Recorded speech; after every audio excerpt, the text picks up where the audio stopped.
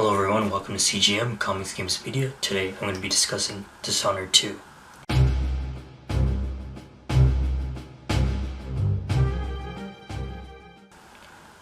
So your first question might be, should I play Dishonored 2? My answer to that question is that if you're a fan of the first Dishonored, you'll enjoy playing stealth games, or if you want something to change of pace where you challenge your intellect and patience, I would strongly recommend you play this game. It is definitely worth your time. I'm going to quickly go over my spoiler-free thoughts of the game so that way you can determine whether or not you should go play Dishonored 2. So, Dishonored 2 takes place 15 years after the events of Dishonored 1. You get to choose to play as either Emily Kaldwin or Corvo Attano. The story of the game is pretty much your throne is overtaken and you embark on this adventure to take down these targets to reclaim your throne. In my opinion, the story is a little disappointing. It's not very memorable. And also the characters in the game, you don't really grow an attachment with them, at least from what I experienced. So it is disappointing in that regard. If you're a newcomer to the series, you can definitely jump in. As I mentioned, the game takes place 15 years after the events of Dishonored 1, so the events don't call back too much to the previous game, and even if they do make it a bit easier to understand and accessible. What I really like though is that if you play as Emily Kaldwin, she pretty much she has her perspective of a newcomer because she's exploring areas where she was never exposed to. So you hear bits of dialogue of her learning about this place and getting a fresh perspective, which is good if you're a newcomer. And if you play as Corvo Attano, because he's the older character, he has more knowledge and experiences of the world, just like the player if you played the first Dishonored, so you get more bits of knowledge there of him talking about the past of how he grew up in this world or his experiences there. However, there's a slight contradiction though, because the thing is, at least in terms of narrative, Emily has the fresh perspective, Corvo's the older one. However, the abilities, they don't match because I think Corvo's ability set, it's much more straightforward, it's easier for newcomers to use that. And Emily's abilities, they're more creative and it's like kind of designed for people who have experience with the game so they can come up with very creative ways to knock out or kill your enemies. The next point I want to mention is that even though the story is a little lackluster, the gameplay mechanics are phenomenal. I really enjoyed every minute I was playing this game, even though I had to constantly reload my game because I got spotted or I died for some stupid reason. I really enjoyed all the ways you can play, replayability options of playing two different characters, multiple playstyles of stealth, non-lethal, lethal, and assault type. And as I mentioned earlier, this game tests your patience and intellect, and it's very rewarding. So if you can make your way through a whole level without being detected, it's very satisfying. Also finding different alternate routes, or hearing different bits of dialogue across in the areas, and learning about different clues that can help you investigate what you're looking into. It's very rewarding. Also, the level designs in this game are amazing. There's two really particular ones that are just mind-blowing. They're so good. What's great about each of these level designs, there's so many different environments, there's so many ways to approach it, different rooms and get into different areas. There's just so many replayability options. Even if you play in a second playthrough, you can experience different experiences, which is amazing. The main problem though that I have though is that they're currently working on this, but at the moment it doesn't have a New Game Plus option, or it doesn't have the ability to replay missions, which really sucks because people want to test out their powers that they obtained in late part of the game into the early levels to see how that plays out. Also, if you missed a collectible, unless you saved the game at the start of the mission, you have to go back and do an entire playthrough, which really sucks.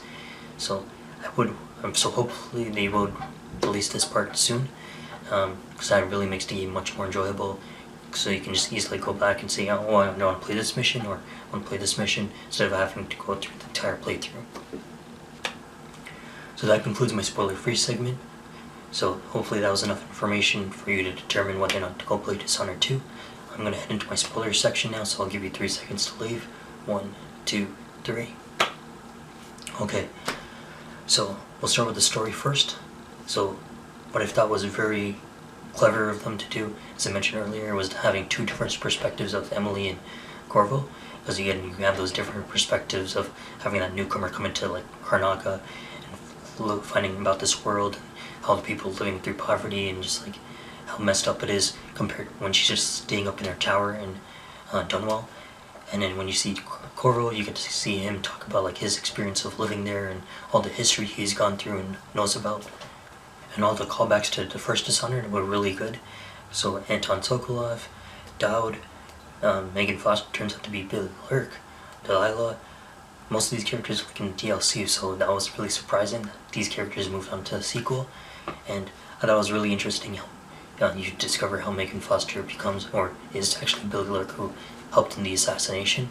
So I thought that was really awesome. So the negatives though I had of the story is that I felt the beginning was very rushed.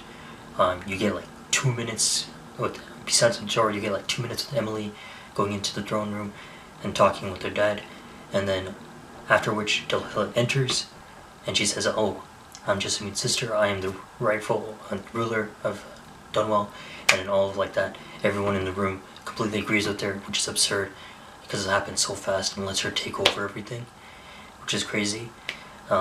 Also, the villains, Delilah and the rest of her supporting cast, I felt they were very kind of weak because you don't really get enough time to spend with them. And also the whole Delilah's motivation about, oh, this should be rightfully mine. I wasn't 100% buying it just because I wasn't 100% sure if she was biologically her sister, based on the whole, like when you go into the void and they're doing the whole flashback scenes. It just, again, the way it's presented, it's not clear for me, so I wasn't again on board with that. And also with the rest of the villains, they're just there for that one mission and it's over. You don't really see them again. And also the supporting cast, with Megan and Anton, you don't really spend enough time with them in my opinion. Just between like the mission briefings, there's nothing much to do there with them. And the Dreadful Whale itself was very boring because it's just you two, and if you're lucky you get the doctor in there for just like a mission or two. And then again, it's just very empty, it's very lifeless, there's nothing to do. You fix the ship but like just you don't get anything out of it.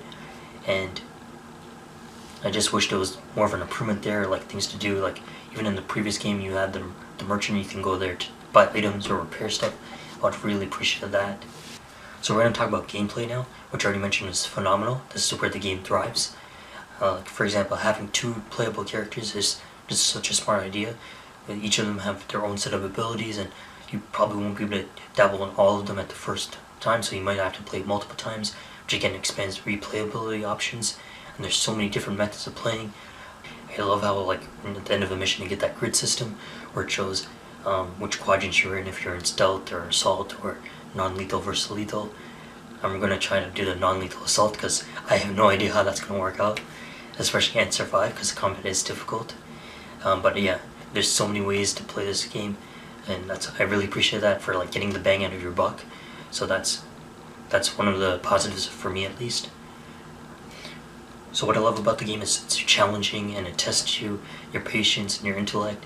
Just like things like when you're carrying a body, make sure you're not dropping it beside any like delicate objects. Because I remember like I just threw the body randomly in my first playthrough, the first mission, and I broke some glass and some guy heard it and started and caught me and was like, oh, and like you gotta pay attention to these small details. Because yeah, again, you can alert guards even if you're just trying to jump somewhere. You gotta be careful with that. Also, as I mentioned, the rewarding gameplay. It's so satisfying to get through a level and know that you beat it without killing anyone, or you did it without being detected, or you did like these crazy stunt maneuvers where you killed like 6 guys at once. It's very satisfying, and it's very rewarding for the players to just try new and experimental ways to take out your enemies. Speaking of enemies, I really like the Clockwork Soldiers. They're a great addition. They were very challenging, and I liked finding the notes in the middle of the level, and you find out all their weaknesses, and you can like turn them against each other. They're just really cool. Also, the blood flies, having them like so many times in the environments, but like they show you different alternate routes. Those are cool, as well as seeing witches. I think they're in the DLC, but having them in the game and having them have their special powers, which again completely changes the dynamic of the game because you're just so used to having people with pistols and swords. So changing that pace is really good. I just wish there were a bit more of them, or at least a couple more enemy types, because typically you still just fight the main human enemies, which gets a little boring and stale after a while. Also, I really appreciate the game is, at least from what I remember, is it's a bit kinder when it comes to being detected, because there's like it has to reach to a red level of alert status. Typically, from what I remember, if they saw you, they would detect you, but they have a little bit more time. So even if you peek and you get spotted a little bit, you can actually run away or hide somewhere and avoid getting that detection or that alert status. And also, I really appreciate that when you're walking around and you're just like listening to conversations from like guards or NPCs, or even just like giving money to homeless people, they'll actually give you tidbits and hints or clues about what's going on in the world, and it'll give you useful information for what to do, or like how to track someone or progress to a certain area. So there are some negatives I want to talk about regarding the gameplay. So first off is, I think Emily's powers are just so much cooler and overpowered than Corvo's. It just like, for example, Blink versus Far Reach. Yeah, sure, Blink is more effective and you get to teleport. However, Far Reach just looks so much cooler. It's like your Spider-Man is just like web slinging and grabbing somewhere. And also, like her abilities Domino, Mesmerize, Doppelganger, they're so much more creative and cooler than like Rat Swarm, Possession, in my opinion. So again, that's why I think Corvo's abilities are just more accessible for people, and Emily's is more for advanced players to come up with creative, different ways. Also, the enemy AI, I found it was really dumb at sometimes and overpowered at sometimes as well. So for example, like I'd be down the street and I'd like poke my head beside like lean over an object, and some guy would spot me, or you at least get that, you would start to get that awareness level.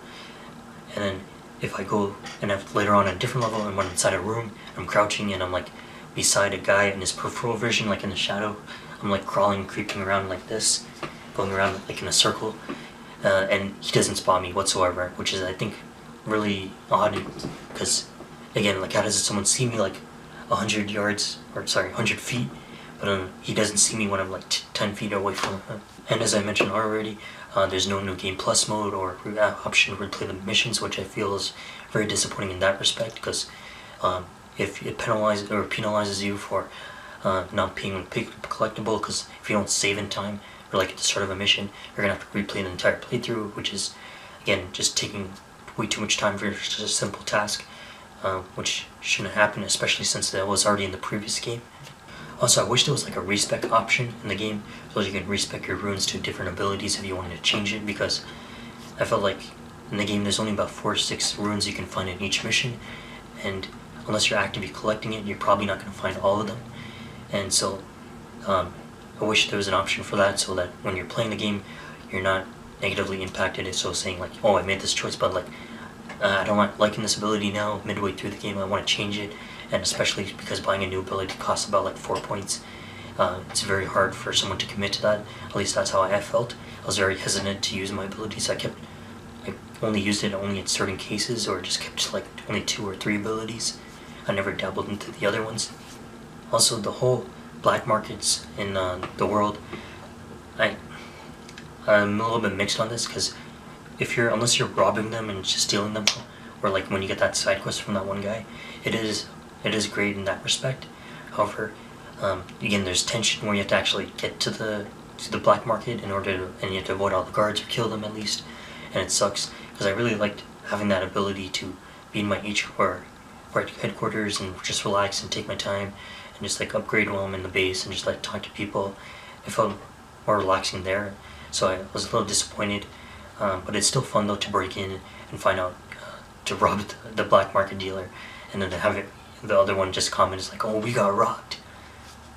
And for the non-lethal approaches for the other targets, your main targets, I felt they weren't as memorable.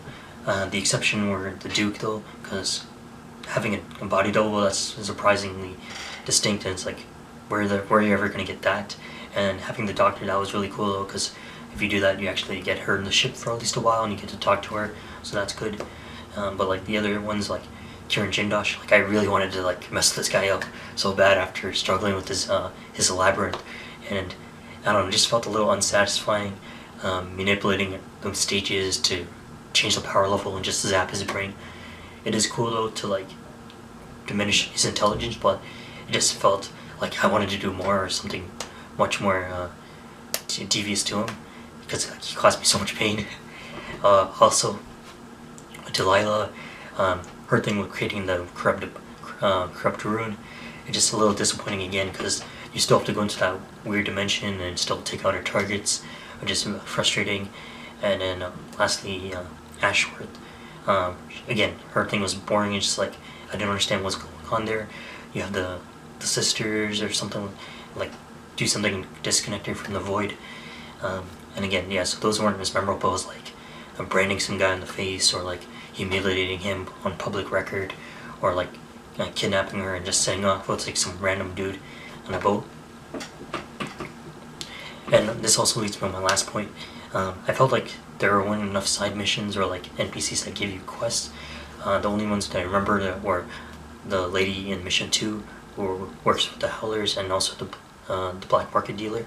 So those are the only two that I remember actually giving me a side quest. I'm not sure if there's any more, but those are the only two that I could find, and they just weren't as memorable. I wish there was like more of like a conflict between like the overseers and howlers, and there were like the different side quests you can do in there and determine which side you want to take on. Also, I want to talk about the way I played the game. So my first playthrough, I played initially stealth lethal.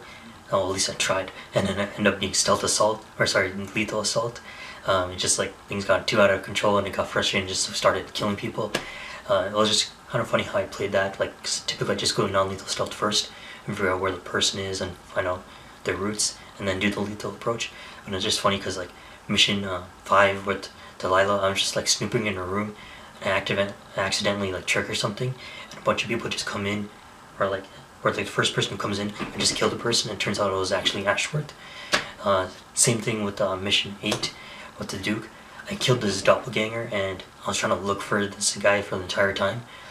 So I don't know, I was just running around the entire mansion trying to look for this guy, causing all the enemies to chase after me because I booby-trapped or rigged the arc pylon to zap everyone that comes in through the doorway. So I was just standing there waiting for everyone to come through, and just like the Duke ran in, boom, eliminated. Just like it's funny how things can change so dynamically the way you play. So this goes into my last topic that I want to mention now. It was just the design. So the level of design, as I mentioned, it is amazing. Mission 4, man, that labyrinth, the Clockwork Mansion, oh man, it is so difficult. I wanted to give up so badly.